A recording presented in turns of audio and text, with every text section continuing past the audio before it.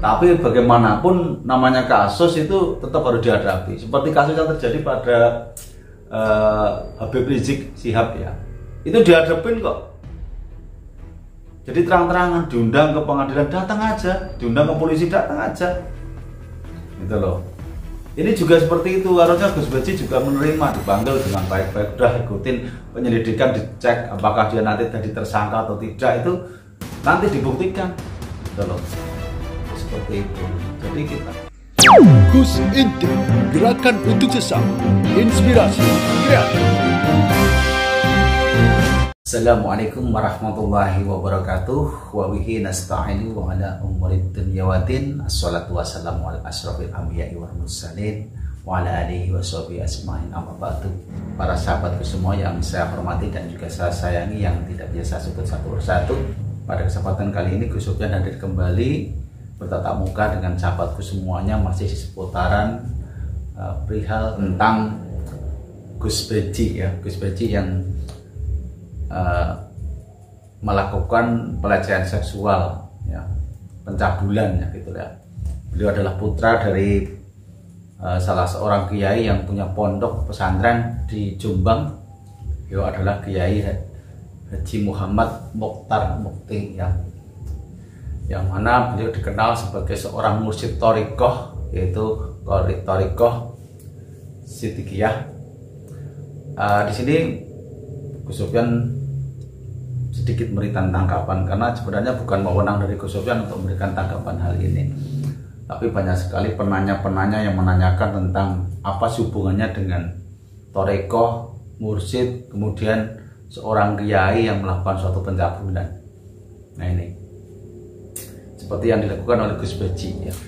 Ini menjadikan suatu hal yang viral karena yang melakukan seperti ini adalah putra seorang kiai. Dan terus terang ya, jujur Gus Sofyan untuk menanggapi hal ini sebenarnya agak sedikit sungkan, karena yang dibahas adalah seorang kiai dan dia seorang mursyid thariqah ya. Dan banyak suatu ketimpangan tentunya ya. Entahkah ini benar apakah tidak, apakah fitnah ataukah memang benar-benar terjadi ya. Jadi Gus Sofyan di sini kalau mau ngomongin itu sebenarnya rada sungkan ya, karena tidak ada hubungannya sih masalah pencabulan dengan thariqah, itu tidak ada hubungannya. Jadi saya pribadi dulu diajarkan oleh guru saya bahwa saya harus selalu berpikiran yang positif terhadap guru saya. Ya mungkin yang terjadi pada Gus Beci ini ya, mungkin diajarkan untuk tawaduk pada gurunya, diajarkan untuk selalu berpikiran yang positif pada gurunya. Andai kata mungkin ini benar atau salah, Gus Sofyan sendiri mau ngomong juga mikir ya. Gus Sofyan dengar enggak ada hal yang lagi viral kali ini, yaitu tentang seorang Gus putra kiai di Jombang yang melakukan pencabulan pada santri-santrinya seperti itu. Ya Gus Sofyan menjawab, ya sudah dengar. Kok Gus Sofyan nggak berikan tanggapan? Nah, Gus Sofyan sudah dengar udah lama masalah hari ini. Mau memberikan suatu tanggapan juga mikir, karena yang kita tanggapi adalah seorang alim ulama, seorang pemuka agama yang sudah istilahnya terkenal. Jadi kalau kita mau memberikan komentar gimana ya, kita kurang adab begitu ya. Yang jelas ini sudah ditangani oleh pihak kepolisian. Semoga polisi bisa menangani dan menelusuri kasus ini dan kebenarannya. Kalau memang benar, ya diselesaikan secara hukum, diproses dengan hukum yang baik dan adil-adilnya. Andai kata tidak benar, carilah kebenaran, karena ini menyangkut permasalahan nama baik agama Islam, nama baik pondok pesantren, dan juga nama baik santri, gitu loh. Jadi kalau seperti ini menjadikan viral, akhirnya pemikiran orang memikirkan kalau orang mondok jadinya seperti itu. Jadi orang mau mondok di pesantren mikir gitu loh, mikir sahabat-sahabat tahu anak saya nanti dicabuli orang, anak saya begini itu seperti itu. Jadi seandainya ini terjadi, ya mohon dituntaskan secara baik-baik. Andai kata ini suatu fitnah, ya mungkin saja terjadi, karena hal yang tidak mungkin terjadi pun bisa terjadi gitu loh. Cuma Gus Sofyan berpikir yang positif saja ya. Ada yang bertanya lagi, Gus, ini kan orang thariqah, orang alim.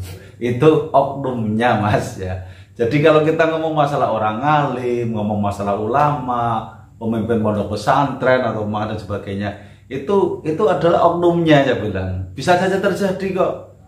Namanya manusia itu masih bisa seiman apapun, sekuat apapun, setan itu selalu menggoda ya.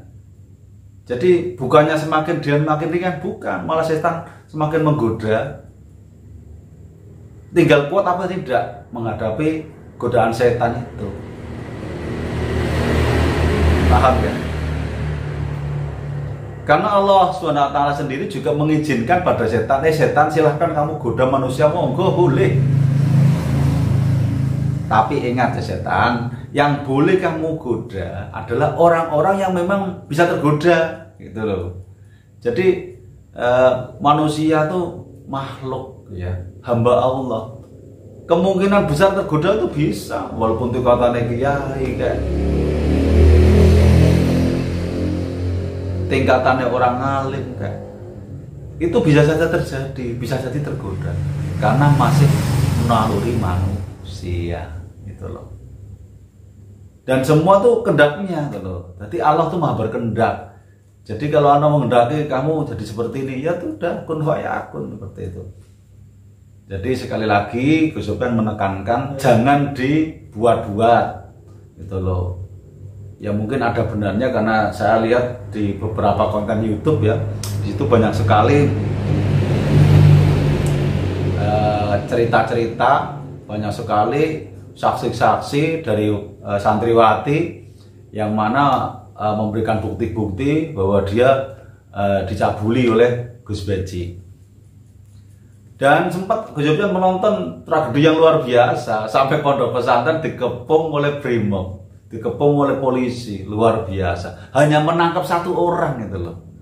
Dan ini luar biasa sekali, simpatisan-simpatisan daripada Gus Beji sendiri sampai melakukan suatu perlawanan untuk melindungi Gus Beji. Karena menurut dia adalah beliau, Gus Beji itu ibaratnya seperti raja. Beliau adalah gurunya. Beliau itu patut untuk dilindungi. Tapi bagaimanapun namanya kasus itu tetap harus dihadapi. Seperti kasus yang terjadi pada Habib Rizik Syihab ya. Itu dihadapin kok. Jadi terang-terangan diundang ke pengadilan, datang aja. Diundang ke polisi, datang aja. Gitu loh. Ini juga seperti itu. Harusnya Gus Beji juga menerima, dipanggil dengan baik-baik. Udah ikutin penyelidikan, dicek apakah dia nanti jadi tersangka atau tidak. Itu nanti dibuktikan. Gitu loh. Itu seperti itu. Jadi kita istilahnya belum tahu, Gus Sofyan juga nggak tahu tentang hal ini. Beliau juga nggak kenal saya. Jadi kalau ditanyakan Gus, silakan berikan komentar. Saya sendiri bingung mau komentari apa gitu. Ya paling kita pesan lah untuk pondok-pondok pesantren yang lain yang mempunyai pondok pesantren putra dan putri ya, tolong dijaga nama baiknya.